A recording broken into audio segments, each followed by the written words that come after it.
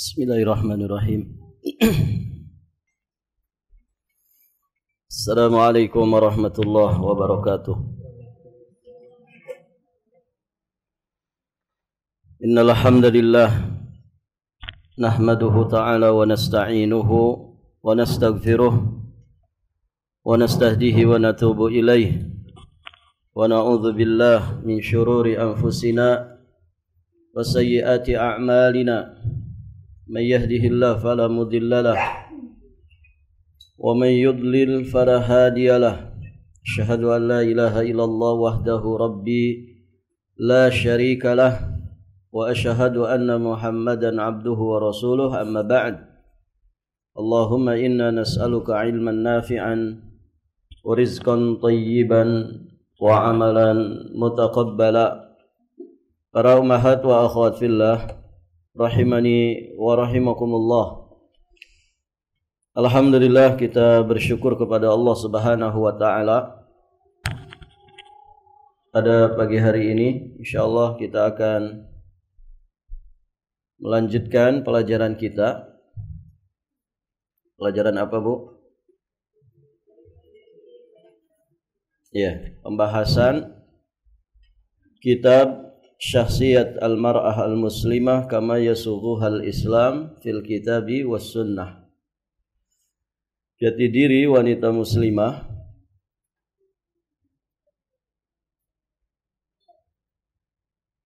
sebagaimana yang telah dijelaskan di dalam kitab dan juga sunnah.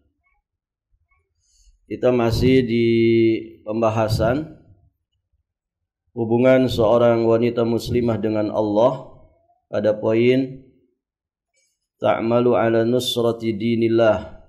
Mereka, ya, para muslimah itu orang-orang yang berbuat, yang beraktivitas untuk menolong agama Allah Subhanahu wa ta'ala. Kita sudah jelaskan beberapa contoh pilar di dalam permasalahan ini. Ada sekian banyak wanita istimewa yang kemudian ditulis dalam sejarah Islam karena kegigihan mereka di dalam menolong agama Allah Subhanahu wa taala. Terakhir kita membahas siapa? Sofia. Sofia sudah? Sudah. Baik, berarti berikutnya Nusaybah binti Al-Maziniyah. Taib. Ini berarti wanita yang ke-16 yang dikisahkan di dalam poin ini. Berikutnya dikatakan oleh muallif, di antara wanita mujahidah yang juga menonjol sewaktu di peperangan Uhud adalah Nusaybah binti Ka'ab al-Maziniyah, atau yang dikenal juga dengan Ummu Umarah. Semenjak awal pertemuan dia sudah memberikan minuman kepada pasukan muslimin dan mengobati orang-orang yang terluka seperti yang dilakukan wanita lainnya. Saat satuan pasukan pemanah yang ditempatkan di atas bukit melanggar perintah Rasulullah sallallahu alaihi wasallam sehingga banyak orang-orang muslim yang lari kocar-kacir, Nusaybah binti Ka'ab justru maju ke depan sambil menghunus pedang dan membawa busurnya. Beliau bergabung bersama sekelompok kecil orang-orang yang tegar di sekitar beliau, yang bisa diibaratkan tembok manusia yang melindungi diri beliau dari hunjaman anak panah orang-orang musyrik. Masya Allah. Ini wanita-wanita yang istimewa. Ibu ada yang pernah ikut di medan perang? Perangnya nggak ada gitu ya. Mungkin kalau ada, Masya Allah, ibu bisa jadi Nusaibah.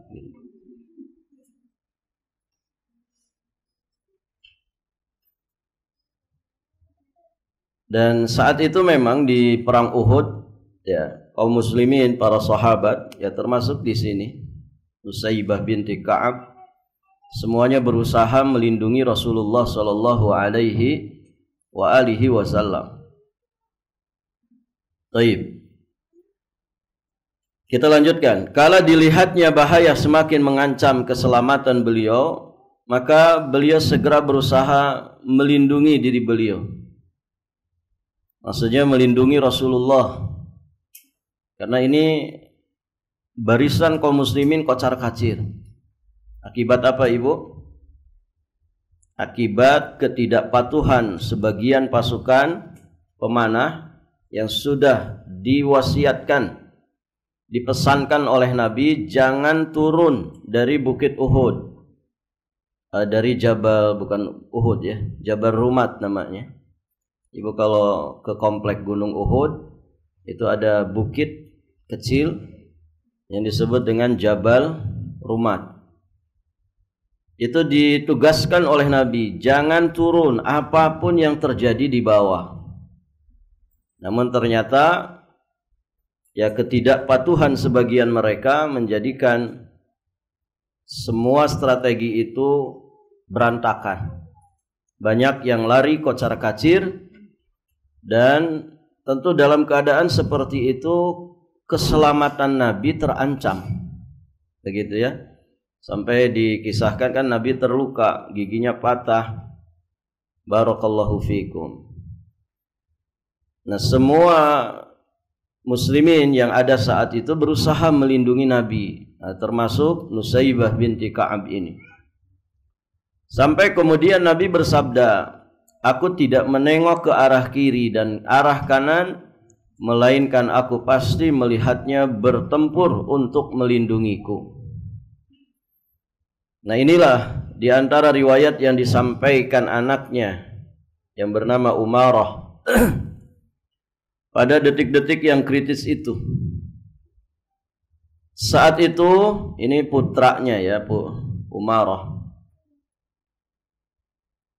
Jadi anak beliau ini cerita, saat itu aku terluka di bagian pundakku yang sebelah kiri. Seseorang memukulku seakan-akan dia seperti sebuah pohon kurma yang tinggi. Setelah itu dia berlalu dariku dan tidak peduli terhadap keadaan diriku. Darah terus mengalir dari lukaku dan tidak mau berhenti. Maka Rasulullah Shallallahu Alaihi Wasallam bersabda kepadaku, balutlah lukamu. Maka Umarah kemudian melanjutkan kisahnya. Ibuku mendatangiku sambil membawa kain perban di pinggangnya yang memang sudah beliau persiapkan untuk orang-orang yang terluka. Sementara beliau hanya berdiri memandangi kami. Setelah selesai mengurus lukaku, ibu berkata kepadaku, bangkitlah wahai anakku dan seranglah mereka. Ini dalam keadaan terluka, cuman dibalut saja lukanya, disuruh berangkat lagi perang. Disuruh berangkat lagi untuk menyerang.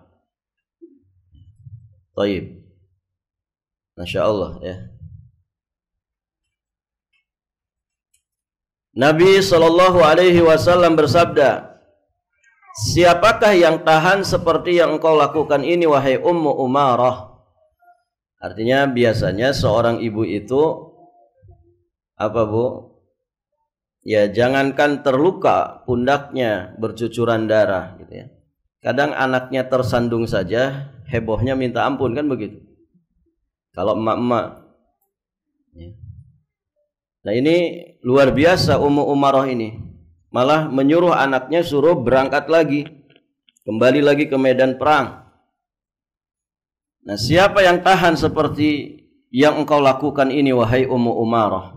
Ummu Umarah kemudian menuturkan, tiba-tiba orang yang tadi memukul anakku mendekat.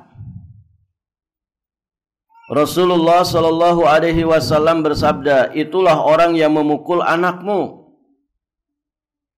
Ummu Umarah kemudian berkata, aku langsung mendekati orang itu dan dapat membabat betisnya hingga membuat terjerembab ke tanah. Taib, ibu-ibu yang dirahmati Allah. Aku melihat ke arah Nabi Shallallahu Alaihi Wasallam yang tersenyum hingga dapat kulihat gusiknya. Beliau bersabda, engkau sudah dapat membalas, wahai Ummu Umarah. Masya Allah. Jadi pemberani ini Bu ya, Ummu Umarah ini. Laki-laki dibabat betisnya. Artinya betisnya berarti sangat kuat juga. Kemudian kami menyerbu orang itu dengan senjata kami. Beliau bersabda, segala puji bagi Allah yang telah memberikan kemenangan kepadamu dan membuatmu senang karena mengalahkan musuhmu dan menuntut balas. Pada peperangan Uhud ini, tubuh Ummu Umarah penuh dengan luka. Sekalipun begitu, beliau terus bertempur dengan musuh dan pantang menyerah. Keadaannya ini dilihat oleh Nabi Shallallahu Alaihi Wasallam. Maka beliau bersabda kepada anaknya, ibumu, cepat balut lukanya. Barakah Allah bagi kalian yang datangnya dari ahli bait. Kemudian Nabi sampaikan, kedudukan ibumu lebih baik daripada kedudukan fulan bin fulan, gitu ya. Artinya gini, secara individu seorang muslimah itu bisa saja dia lebih istimewa dari sekian banyak muslim laki-laki. Barakallahu fikum. Tatkala Ummu Umarah mendengar sabda beliau ini, beliau berkata kepada Nabi, berdoalah kepada Allah agar kami dapat menyertai engkau di surga. Ini kecerdasan ya para sahabat dan para sahabiat. Ya, ketika ada peluang mendapatkan keistimewaan, maka ya mereka memanfaatkan momen itu untuk benar-benar bisa mendapatkannya. Ini yang diminta oleh Ummu Umarah. Beliau meminta Nabi berdoa supaya Allah dapat menyertai Nabi, supaya Allah menjadikan beliau, yakni Ummu Umarah, dapat menyertai Nabi di surga. Maknanya apa nih Bu? Ya sama saja berarti meminta surga yang tertinggi.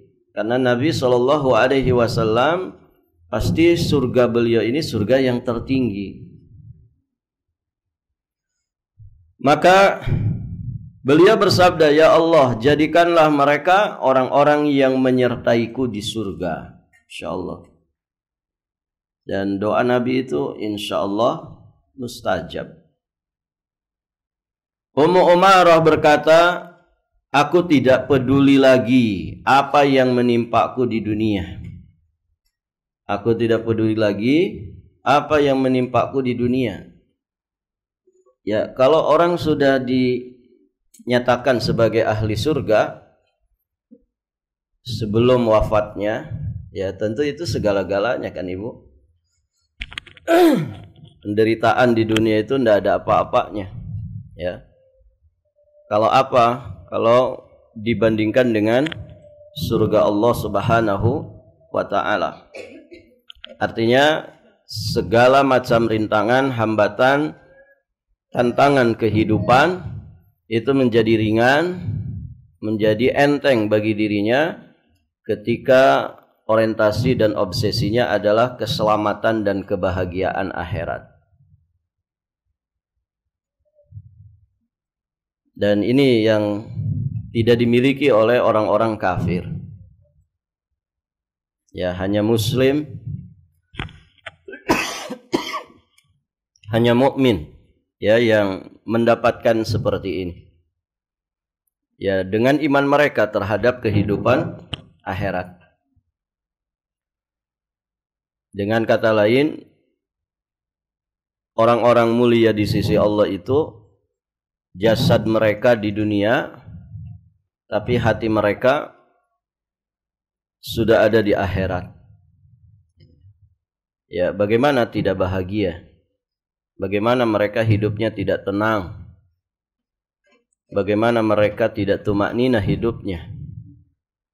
Ya, fisik mereka, jasad mereka di dunia, tapi hati mereka sudah melampaui jasadnya, sudah ada di kehidupan akhirat. Sehingga ya dunia ini menjadi enteng bagi dirinya. Taib, ibu-ibu yang dirahmati Allah.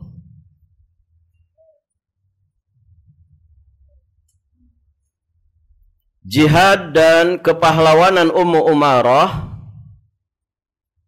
tidak terbatas pada waktu perang Uhud saja,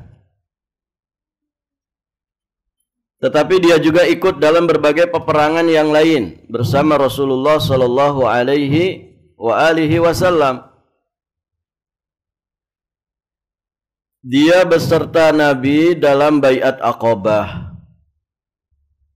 Hudaybiyah, dalam perang Khaybar, dalam perang Hunain.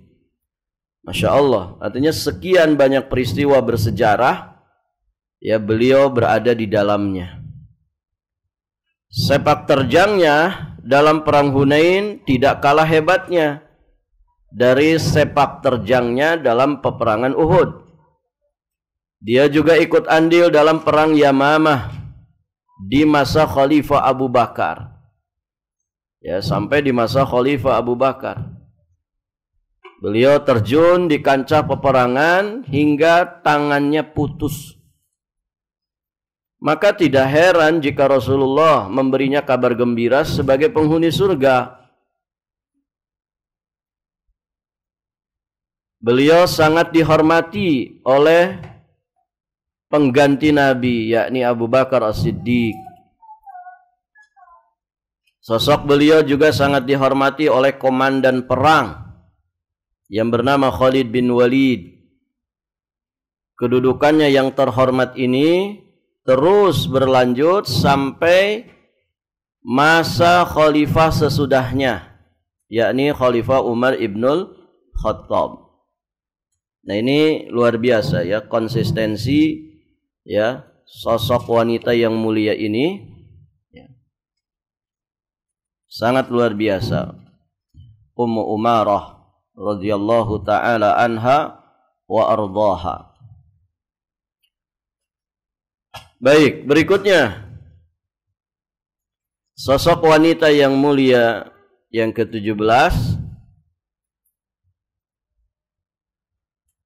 ada juga dalam lembaran sejarah wanita muslimah, wanita yang juga tidak kalah hebatnya dari Ummu Umarah. Siapa itu? Ummu Sulaim binti Milhan. Ummu Sulaim binti Milhan. Kita sudah melihat andilnya dalam peperangan bersama Ummu Umarah, Aisyah Ummul Mukminin, Fatimah, dan juga wanita-wanita lainnya. Beliau memberi air minum dan mengobati orang-orang yang terluka. Di sini kita akan melihat dirinya dalam peristiwa lain. Ini ada sepenggal kisah tentang Ummu Sulaim. Saat itu semua orang sedang bersiap-siap mengadakan perjalanan bersama Rasulullah sallallahu alaihi wasallam dalam rangka untuk menaklukkan kota Mekah. Berarti peristiwa Futuh Mekah. Tahun berapa itu, Bu? Tahun berapa Futuh Mekah itu?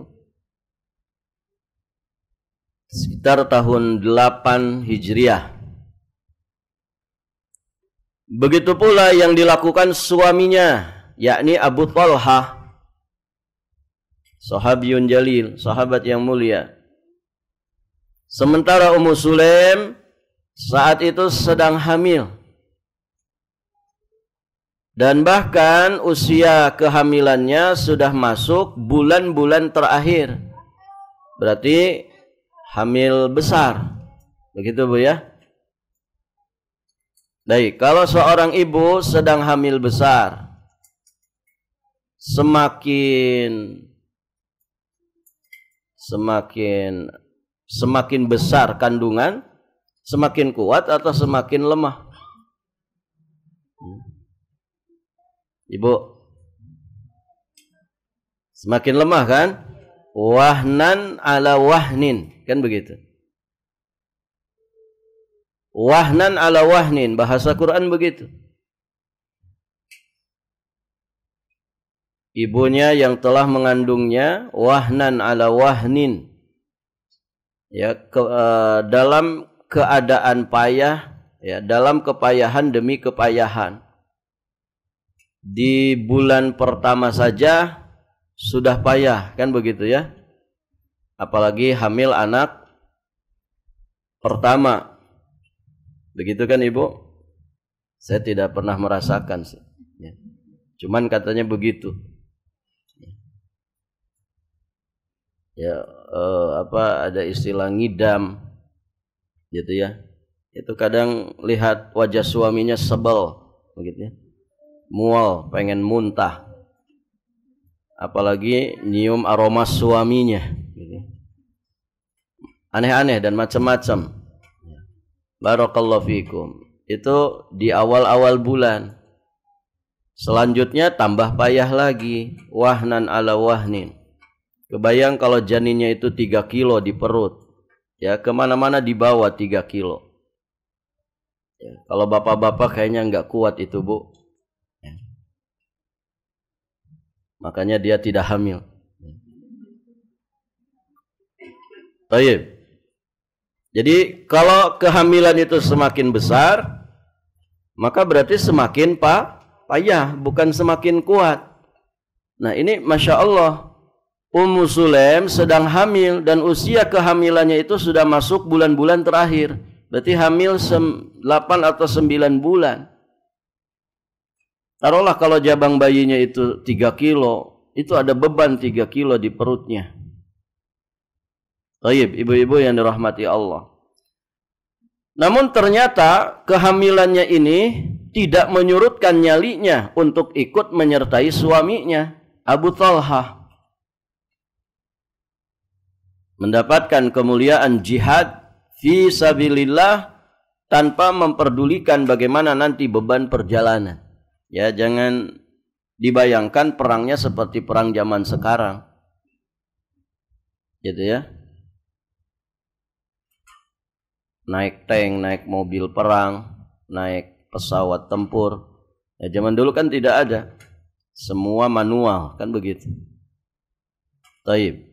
Dan bisa jalan kaki dengan perjalanan yang sangat panjang dan melelahkan. Ya, belum lagi tanah Arab yang gersang. Gitu kan? Pokoknya luar biasa. Bagi yang sehat, jag-jag waringkas saja, ini sejatinya adalah tugas yang begitu besar, tugas yang begitu berat. Bagaimana ya untuk sosok wanita, ya bahkan yang sedang hamil, ya hamil tua, sulitnya jalan yang dilalui, hidup dalam perjalanan yang cukup sulit, dan kendaraan yang sama sekali tidak nyaman. Masya Allah. Sebenarnya suaminya itu amat kasihan memikirkan perjalanan seperti ini. Tapi tidak ada pilihan baginya kecuali untuk meminta izin kepada Rasulullah tentang keikutsertaan istrinya. Dan ternyata Nabi mengizinkannya. Masya Allah. Tentu saja Ummu Sulaim amat senang bisa menyertai suaminya yang tercinta untuk menolong agama Allah dan melakukan penaklukan pada hari yang sangat bersejarah ini. Saat para mujahidin mengumandangkan kalimat la ilaha illallah, saat simbol-simbol paganisme, simbol-simbol keberhalaan di Jazirah Arab runtuh dan tidak bisa kembali lagi, saat berhala-berhala roboh di tangan Rasulullah sallallahu alaihi wasallam. Ibu, kira-kira apa yang menjadikan Ummu Sulaim itu segitunya? Apa, Bu?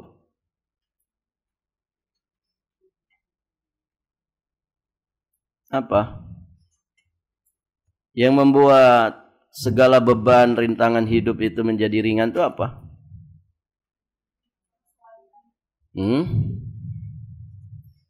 Karena kekuatan iman. Kekuatan iman tadi, dia hidupnya bukan untuk dunia, tapi untuk mengejar kebahagiaan, keselamatan, dan derajat yang tinggi di surga Allah Subhanahu wa ta'ala. Itu ke situ itunya. Maka semuanya menjadi ringan. Semuanya menjadi enteng. Ketauhidan, keimanan, keikhlasan. Ini yang menjadi motor penggeraknya. Karena ibadah itu seringan apapun, kalau orangnya nggak pakai iman ya berat jadinya kan. Sholat subuh itu berapa rakaat, Bu? 2 rakaat. Ringan atau enteng?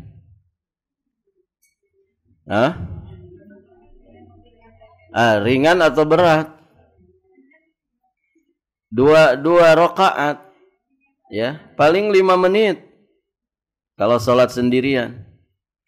Kalau berjamaah paling banter 10 menit, tergantung imamnya baca surat apa.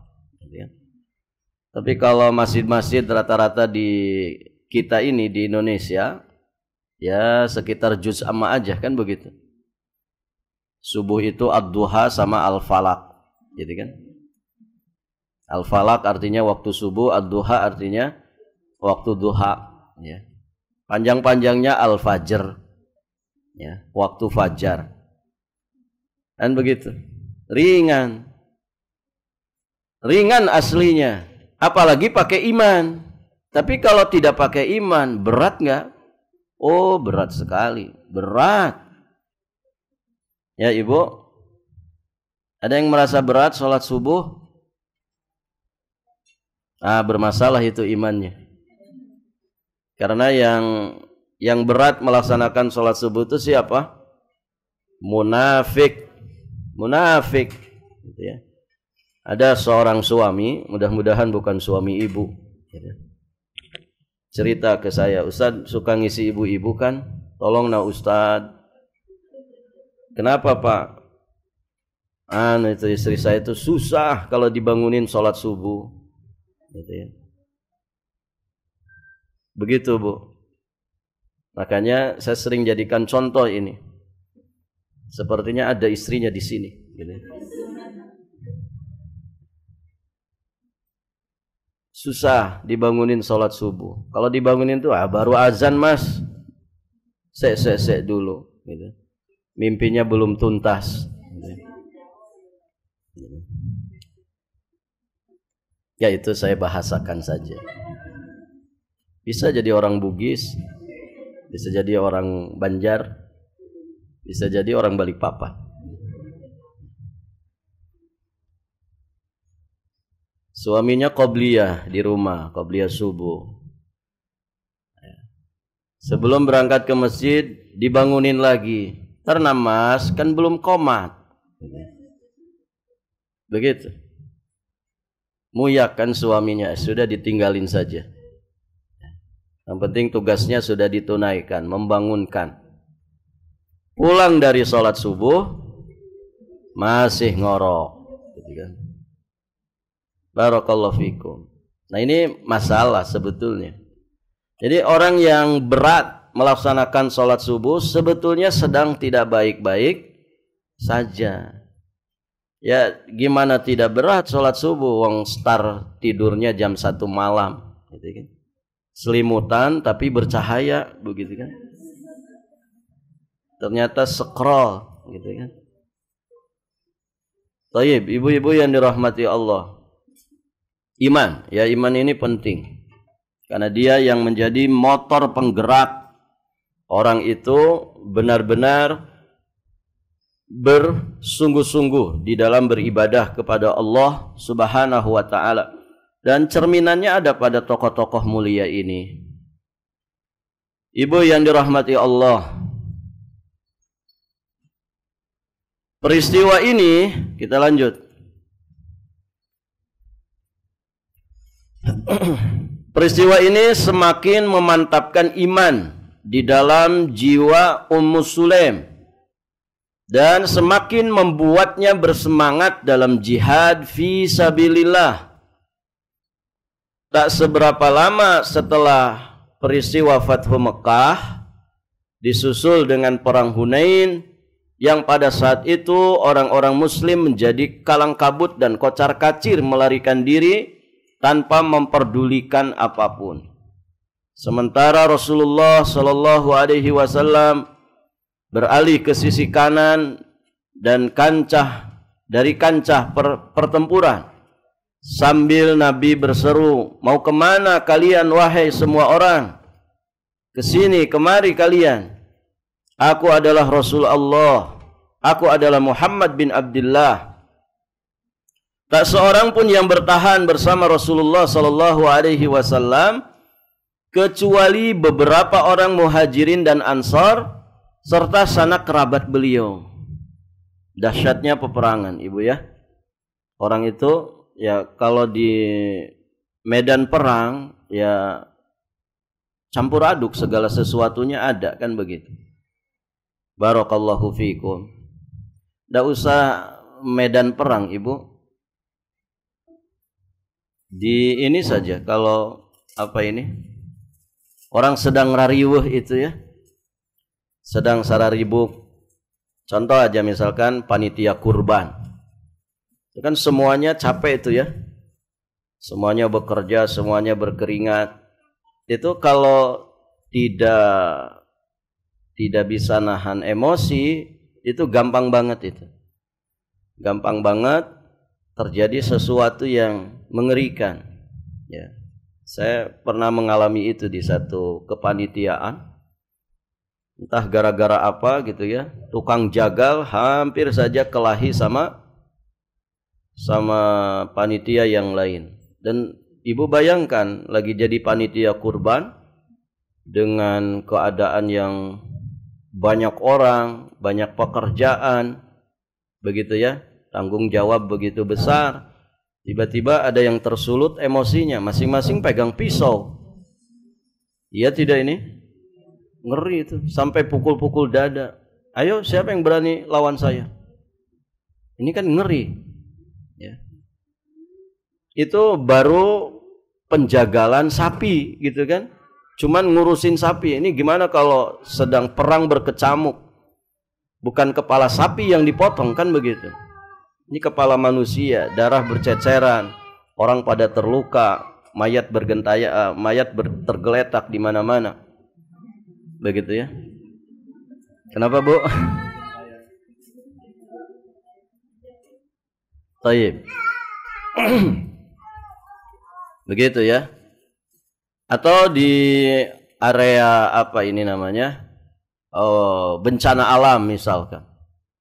Itu gampang banget, Ibu, ya. Orang itu terpancing emosinya, meledak-ledak emosinya. Kenapa ya? Suasana sedang tidak karu-karuan kan di tempat bencana. Ya, orang mungkin sedang jadi relawan, banyak yang dikerjakan, ada yang bagian ini, semuanya kan sibuk itu. Nah itu kalau tidak hati-hati dalam berucap, bersikap, itu kadang sering menjadikan orang itu bertengkar.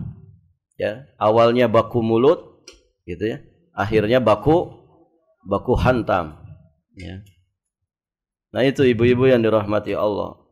Nah itu yang istilahnya keadaan yang morat-marit, yang versinya lebih rendah daripada medan perang, kan begitu. Ini bagaimana lagi di medan perang? Baik, ibu-ibu yang dirahmati Allah. Maka ya tentu ujiannya sangat besar.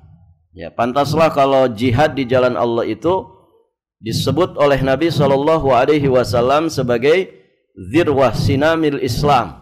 Puncak tertingginya amalan Islam ya jihad. Begitu. Jadi kita lanjut ke kisahnya. Di peperangan itu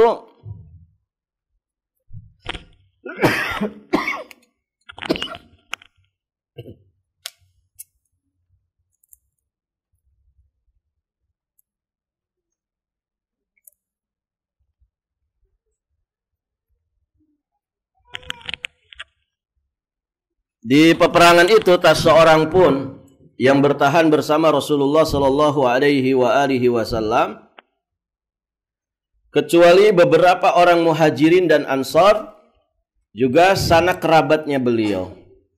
Saat orang-orang lari kocar-kacir menyelamatkan diri, Ummu Sulaim tetap tegar bersama suaminya, yakni Abu Talhah. Beliau melihatnya mengikatkan kain miliknya ke pinggangnya yang sudah mulai menggelembung.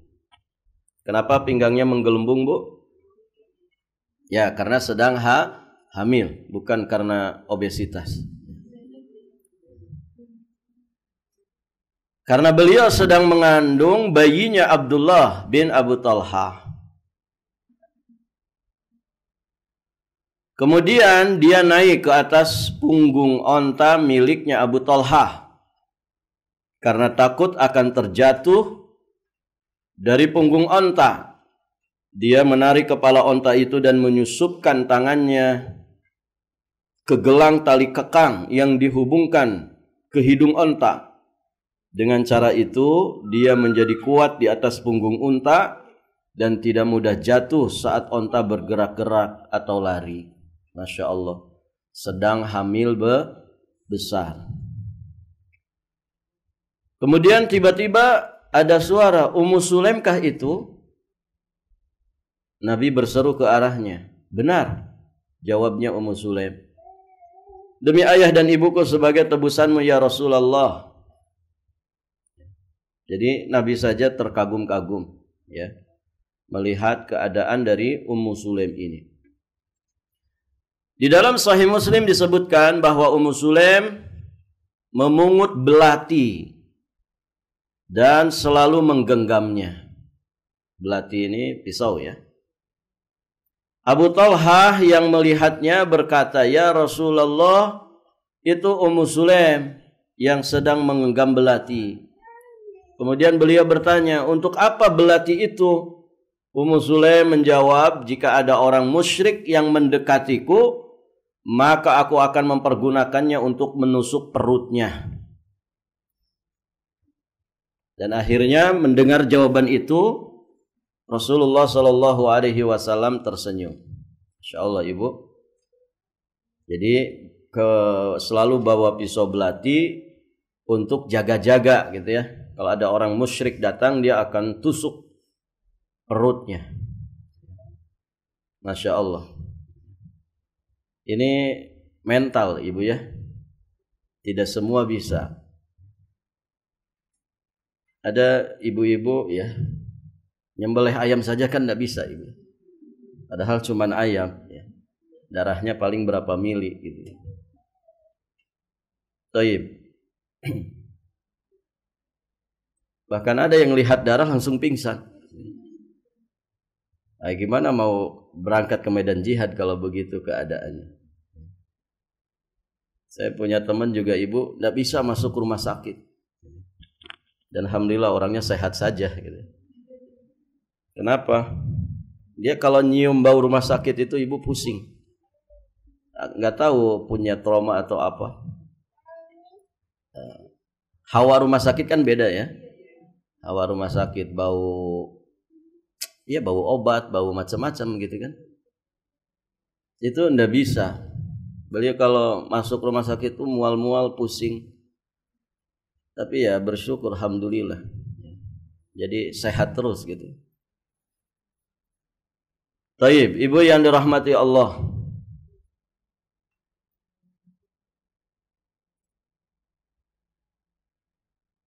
Lalu dia berkata, "Ya Rasulullah, bunuhlah orang-orang yang baru masuk Islam dan lari dari sisi engkau."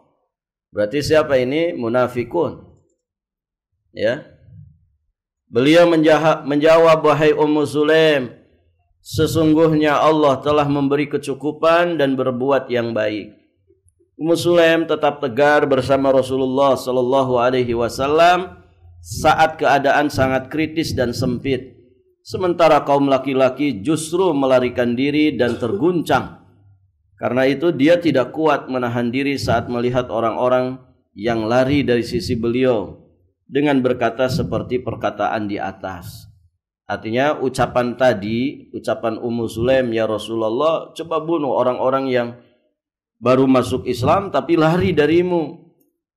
Ya, lari dari medan jihad. Nah, itu ucapan itu terlontar karena Ummu Sulaim tidak tahan melihat ada orang-orang yang seharusnya bersama dengan Nabi tegar di medan perang, tapi kok malah pada kabur. Menyelamatkan diri mereka sendiri, membiarkan Nabi. Taib, ibu yang dirahmati Allah. Tidak aneh jika beliau memberinya kabar gembira sebagai penghuni surga. Ummu Sulaim radhiyallahu taala anha wa ardhaha. Sebagaimana yang disebutkan dalam sebuah hadis riwayat Imam Bukhari dari Jabir bin Abdullah radhiyallahu taala anhu. Beliau berkata, Rasulullah sallallahu alaihi wasallam bersabda, aku bermimpi masuk surga yang ternyata di sana aku bertemu dengan Ar-Rumaisa, yakni istrinya Abu Talha. Rumaisa itu nama kecil dari Ummu Sulaim, Rumaisa. Taib, ibu-ibu yang dirahmati Allah. Jadi dimimpikan oleh Nabi, ya, ketika Nabi masuk surga, aku melihat ternyata di sana aku bertemu dengan Ar-Rumaisa, istrinya Abu Talha. Ini wanita-wanita yang istimewa, wanita-wanita yang mulia yang seharusnya menjadi cerminan para muslimah. Ya. Poinnya di sini adalah ya bagaimana perjuangannya di dalam membela, menolong agama Allah, gitu ya. Tidak mesti dengan jihad, kan begitu. Karena ya saat ini alhamdulillah kaum muslimin keadaannya aman-aman saja ya, walaupun di beberapa titik ya dari wilayah kaum muslimin sedang tidak aman. Namun secara umum ya kaum muslimin sedang dalam keadaan aman. Ya, sehingga jihad itu bisa dari sisi-sisi yang lain. Haji bagi wanita itu adalah jihad. Thalabul ilmi ya bagi kaum muslimin juga sejatinya adalah jihad. Dakwah ilallah ya itu juga fi sabilillah. Begitu ya. Banyak peluang-peluang kita untuk bisa mendapatkan fadilah jihad. Taib. Bahkan para ulama menegaskan jihad paling utama di masa ini adalah jihad dengan ilmu wal bayan. Mendakwahi manusia, mempelajari agama Allah dengan sebaik-baiknya. Baik ibu-ibu yang dirahmati Allah. Masih ada waktu, Bu? Jam berapa ini? Itu di jam dinding kok 45. Waktu daerah mana itu? Baik, kita lanjutkan satu lagi, Bu ya. Rasulullah sallallahu alaihi wasallam biasa mengunjungi Ummu Sulaim dan juga mengunjungi saudarinya. Nah, ini sosok wanita tangguh dan mulia yang ke-18. Saudari dari Ummu Sulaim. Siapa itu? Ummu Haram. Ummu Haram binti Milhan, yang juga mendapatkan kabar gembira dari beliau, mendapatkan kabar gembira dari Nabi bahwa di kemudian hari dia akan ikut naik kapal laut bersama para mujahidin fi sabilillah untuk berperang. Asy-Syaikhani yang dimaksud adalah Imam Bukhari dan Muslim meriwayatkan dari Anas bin Malik radhiyallahu taala anhu. Beliau berkata, Rasulullah sallallahu alaihi wasallam masuk ke tempat Putri Milhan, lalu duduk setengah tiduran di sana. Tak lama kemudian beliau tersenyum. Ummu Haram bertanya, "Mengapa engkau tersenyum ya Rasulullah?" Beliau menjawab, ada beberapa orang dari umatku yang naik kapal laut yang berwarna hijau. Fi sabilillah. Artinya naik kapal laut dan berjalan kapal itu di jalannya Allah. Perumpamaan diri mereka itu seperti layaknya para raja. Kemudian dia berkata, ya Rasulullah, berdoalah kepada Allah agar dia menjadikan aku termasuk golongan mereka. Masya Allah. Jadi Ummu Haram meminta didoakan oleh Nabi supaya termasuk golongan yang ada di rombongan yang naik kapal itu, dan dinyatakan oleh Nabi mereka semua di jalan Allah, mereka diumpamakan seperti para raja. Beliau bersabda, ya Allah, jadikanlah dia termasuk golongan mereka. Akhirnya didoakan oleh Nabi. Kemudian Nabi kembali tersenyum. Ummu Haram juga mengajukan pertanyaan serupa dan beliau menjawabnya dengan jawaban yang sama pula. Lalu beliau bersabda, engkau termasuk orang-orang yang pertama dan bukan termasuk golongan yang akhir. Ini kalau sudah dinyatakan begitu, maka akan menjadi kenyataan. Kabar gembira dari Rasulullah ini benar-benar menjadi kenyataan. Sebagaimana yang dikatakan oleh Anas, dia menikah dengan Ubadah bin Samit. Siapa itu ibu? Ummu Haram binti Milhan ini menikah dengan Ubadah bin Samit, lalu ikut bersamanya untuk berperang. Ya, Ummu Haram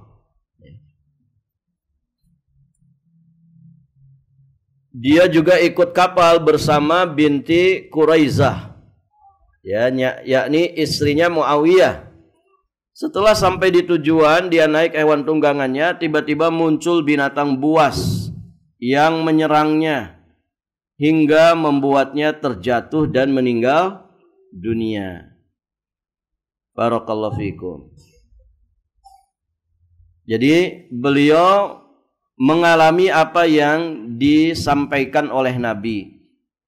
Ya, ikut di kapal itu yang dikatakan oleh Nabi mereka semua fisabilillah, mereka seperti para raja.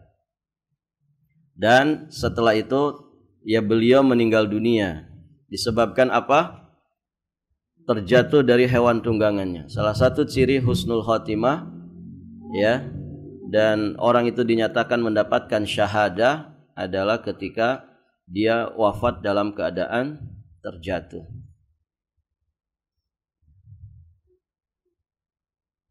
Jadi diserang binatang buas sampai akhirnya terjatuh dan meninggal dunia. Kuburannya ada di Ciprus sampai saat ini. Ciprus itu di mana, Bu? Lihat saja di Google Map ada. Insya Allah.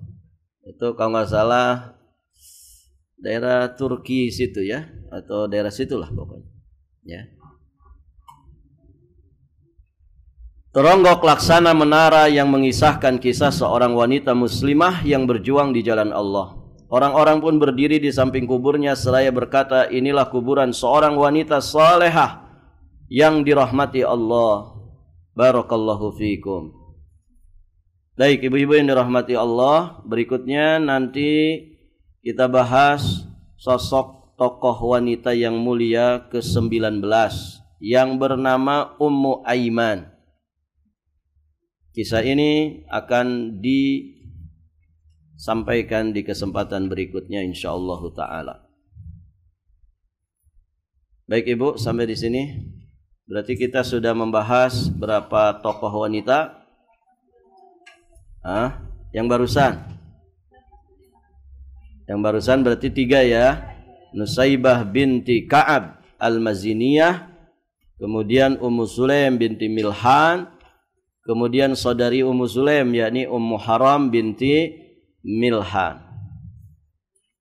Barakallahu fiikum. Sampai di sini pelajaran kita, semoga bermanfaat.